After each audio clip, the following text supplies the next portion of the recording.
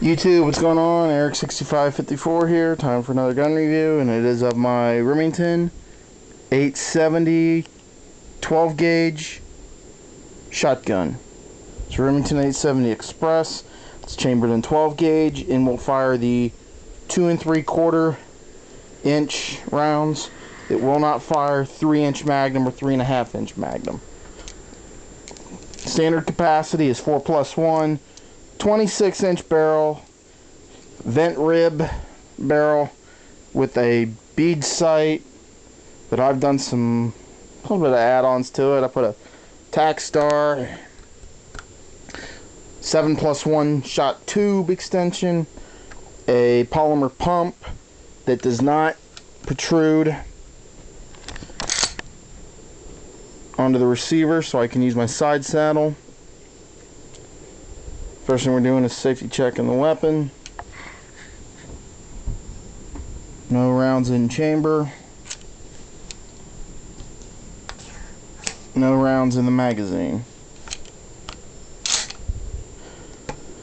Picked this gun up used at a swap meet in April, and it's the first gun I've actually ever bought.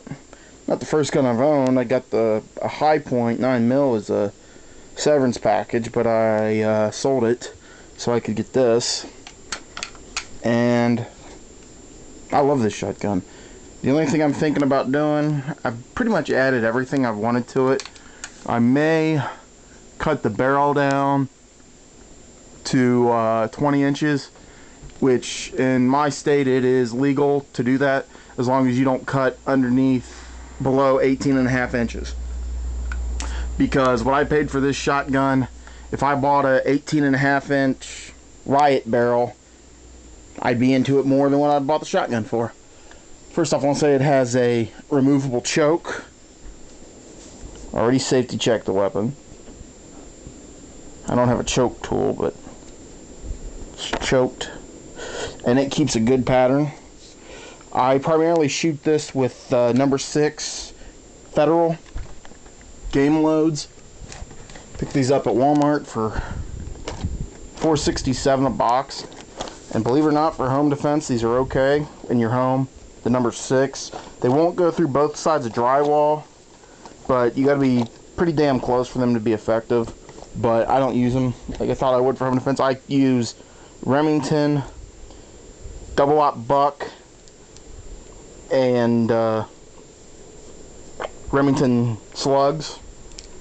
And the way I have my tube set up is, my side saddle setup is buckshot slug, buckshot slug, buckshot slug, and I'll reload the I'll load the buckshot first and go down the rest of the tube. What else do I do with this damn thing? Typically, I don't keep my tube loaded. I keep the side saddle loaded, and I put it, and it's on my gun rack next to my flashlight. That's my Savage 22, my Savage 64. That's on one row lower, but I got a lamp in the way, so it's kind of hard to do this review on my desk. As far as parts, let's see, side saddle cost me 50 bucks. It's a plastic one, but it's pretty well sturdy. Pump cost me 20 bucks. This is the metal tube. Cost me about 50 bucks. It's got a walnut stock, rubber butt pad, but it doesn't absorb recoil that much. But honestly, with this 26-inch barrel, I don't notice recoil that much. It's got your standard safety here behind the trigger, mag release right here. It's definitely not as ergonomic as a Mossberg, and it's not pre-drilled and tapped for a scope, but to be quite honest, I've gotten used to the Remington, and I like it a lot better than I thought I would.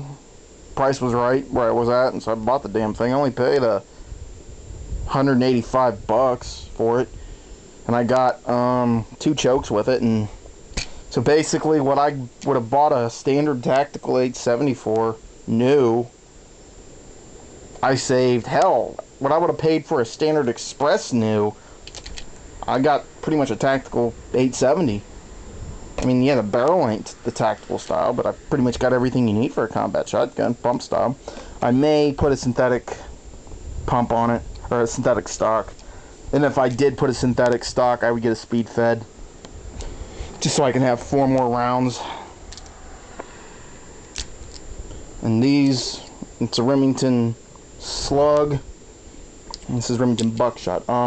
What's great about Walmart now is they're selling 15-round value packs of Remington buckshot for $10 for $10.97, and 15 packs of the rifled slugs for about $9.